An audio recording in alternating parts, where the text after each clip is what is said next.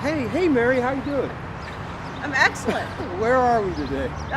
This morning we're here at the corner of 5th and C Street in West Sacramento. And we're here at our brand new, well, kind of brand new, since last May of 2014, urban farm in West Sacramento. Now, aren't we specifically in a neighborhood of West Sac?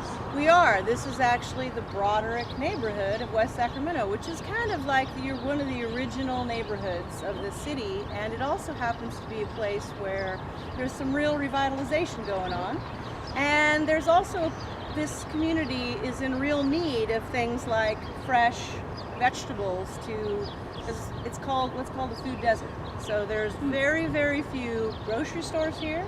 There's over there, for example, there's corner stores, but that's about it in this neighborhood. So we're the first ones to help provide fresh vegetables in this neighborhood for sale for a very long time. Now, talk a little bit about the steps. Now, this land is abundant, but people are hard. Tell us how you're teaching kind of the next generation on what to do here and how to do it so that it works. Well, we have this really cool program at the Center for Land-Based Learning called the California Farm Academy, and it is exactly what it sounds like. It literally is growing the next generation of farmers. There are more and more people now, which is awesome, wanting to become farmers, but many of them did not grow up on a farm. They didn't come from the experience of learning how to farm from their families or their parents. They may have done some gardening, they may have apprenticed at another farm, but they really have they're making life decisions to change what they do and become farmers. And so we're helping them in that process. It's a 7-month program to teach them as many of the aspects of farming and agriculture as we possibly can. But the next steps after that are probably even more important. And that is the support of what we call our incubator program. So our incubator program helps these new farmers get started because the biggest issues with beginning farming is access to land and access to capital. So this is an example of access to land. So we are leasing this land from the city of West Sacramento for $1 a year, which is a pretty great price. Good deal. Yeah. And also 3 other sites so far here in West Sacramento have just started up so that our beginning farmers can get access to land. And so that reduces their need for capital. We have the infrastructure, helping to get set up here. We have local sponsors who helped us put the money into these sites to get them up and going so that beginning farmers don't have to put their own money into it.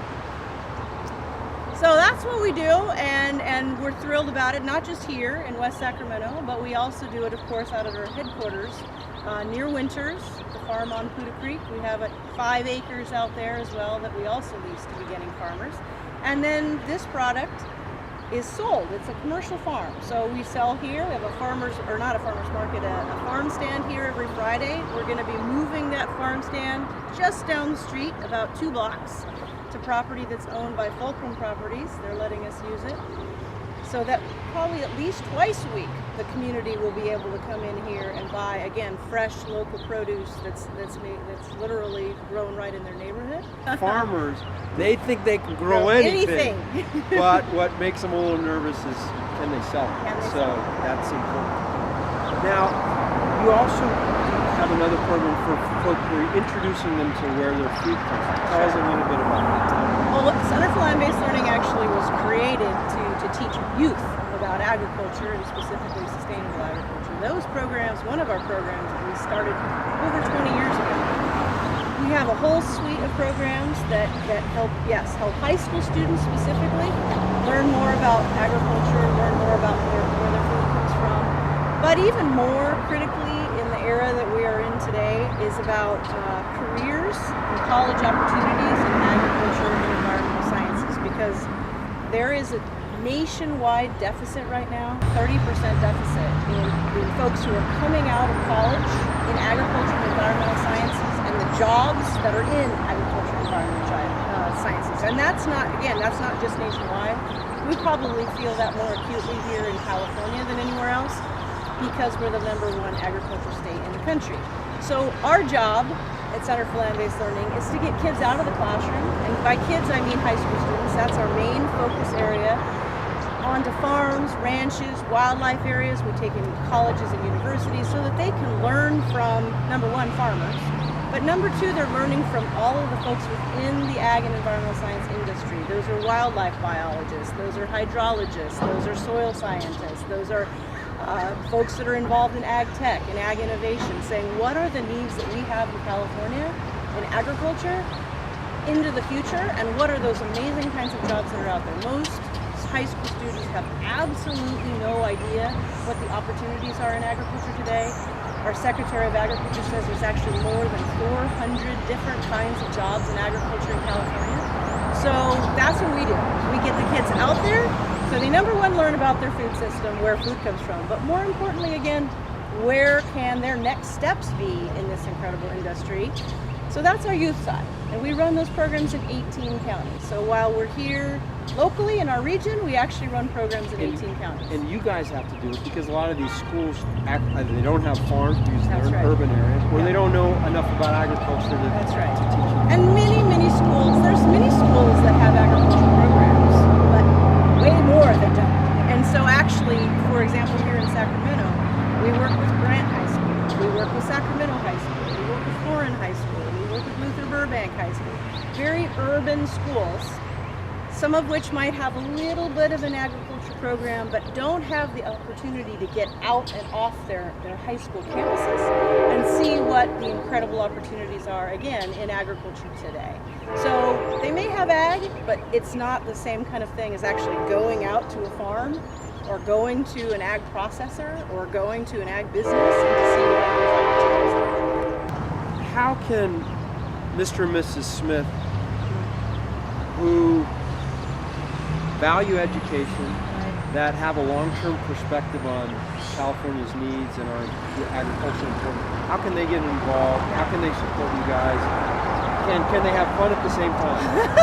That's a softball right down the middle. They can always have fun with Center for Land-Based Learning. Well, that's a great question. There's many ways to be involved. I mean, if people want to volunteer, there's always things like coming out to any of our farms here in West Sacramento and participating there.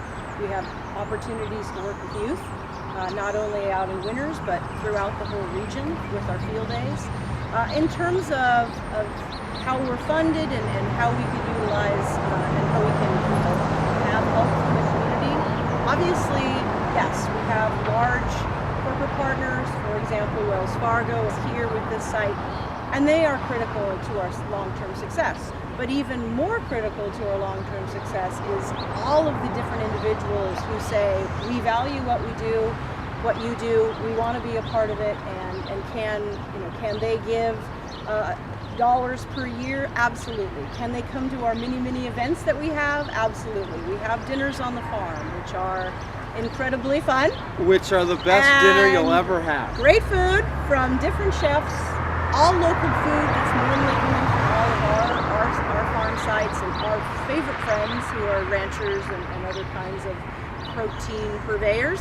And then we have events like things that we do with you guys, like Hop Off the Grid on April 24th, where it will be this awesome event out at your place, out off exit 69 off of 80 at Kidwell. And we get to celebrate spring, we get to celebrate all the great things you guys are doing and building. We get to celebrate Center for Land-Based Learning and all the things that we're doing. Our new farmers. Yep. Our new farmers will be providing the produce for the dinner that night, and there's beer. So, I mean, those are just some examples of ways that folks can get involved, they can help out financially, and they can just be a part of this greater community that we are all working towards in this region. So if someone wants to get more involved either on the educational component, the volunteer component, the dinners, whatnot, how can they do that? Well, we have a great website, as most organizations do, but we're pretty proud of ours. So if you go onto our website, landbasedlearning.org, literally on the right-hand side, there's nice, big, easy buttons. There's volunteer. So you can click on that, you can send us an email, tell us what kinds of things you're interested in. There's dinners and events button. Click on that, it'll show you all the different things coming up that you may want to attend. And not all of those events are dinners, of course. There's other kinds of things that we do, and so you can take a look at that. For example, we're going to be having an open house out at the farm on Poudre Creek on May 2nd. So that's coming up soon as well. So there's all kinds of ways. Other things are if you're interested in the Farm Academy, potentially you're interested in becoming a farmer. Click on the California Farm Academy program. Lots of information. You can fill out an application. You can get in touch with our director. It's all there. So. Not just learning, but landbasedlearning.org.